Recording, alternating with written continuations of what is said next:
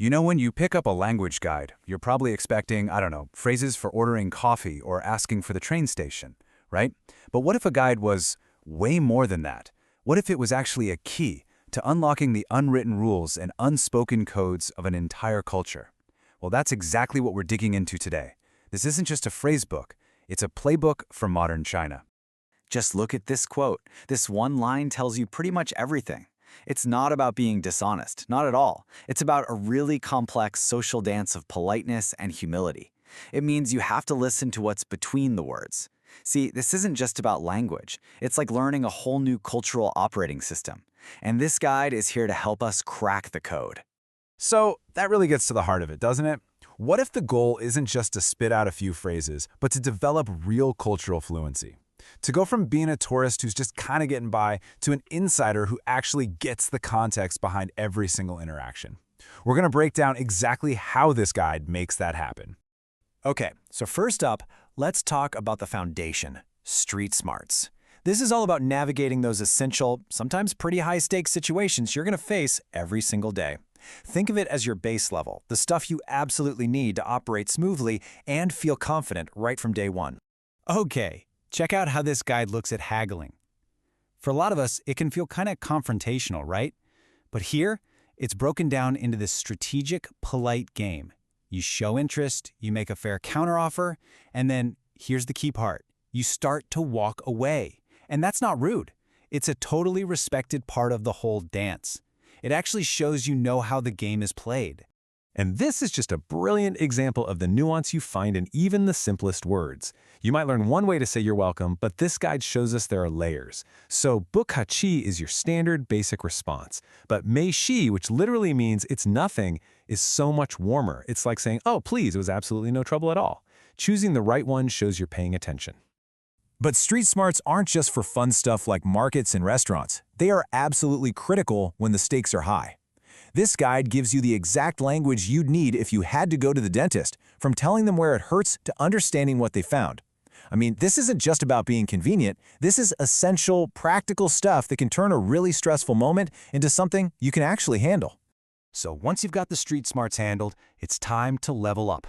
This is the next layer, cultural intelligence. This is where we go beyond just what to say and start to really understand why. It's all about reading the room, appreciating social harmony, and navigating your relationships with a bit of grace. A perfect example of this is the idea of cultural modesty. You know, in many Western cultures, if someone gives you a compliment, you just say, "Thank you," easy. But in China, accepting a compliment that directly can sometimes come off as a little arrogant. The polite and kind of expected thing to do is to actually deflect it. So let's say someone comes up and tells you your Chinese is amazing. The culturally fluent response isn't just thanks, it's nali nali, which literally means where. Like you're saying, "You're too kind, I don't see it." Or you could even say mama hu, which means so. Now, you're not putting yourself down, you're showing humility. And that's a really important social value. Cultural intelligence also means getting a feel for how the language reflects history and these kind of timeless truths. Take traditional idioms called chengyu. They're these amazing 4-character phrases just packed with history and stories. Ren Shan Ren Hai literally translates to people mountain, people sea. And I mean, doesn't that just perfectly capture the feeling of being in a huge crowd in China? But you know, language isn't just about what's timeless. It's also about what's happening right here, right now. So to contrast with that ancient idiom, let's look at a super modern slang term, tang ping, which means to lie flat. This phrase just popped up a few years ago to describe this whole social movement of young people opting out of the crazy, intense rat race culture. It's a snapshot of today's society, and it shows that real fluency means you get the classics and you know what's trending. And that brings us to our final, most advanced level, the specialist's edge. This is where the guide gets really specific, moving beyond general advice and giving you tailored language for very specific people in very specific situations. Because, let's be real, not everyone's experience in China is going to be the same. For example, the guide actually prepares Black travelers for some of the direct, personal questions they might get, like this one about their hair. Now, a question like this usually doesn't come from a bad place. It's more often from a place of genuine, if maybe a little blunt, curiosity. The key is just being ready to answer. And the guide gives you the tools to do just that, with total grace and confidence. you can just give a simple, polite confirmation. Or you could gently redirect the conversation by giving a compliment back. Or you can clearly but politely state your boundaries.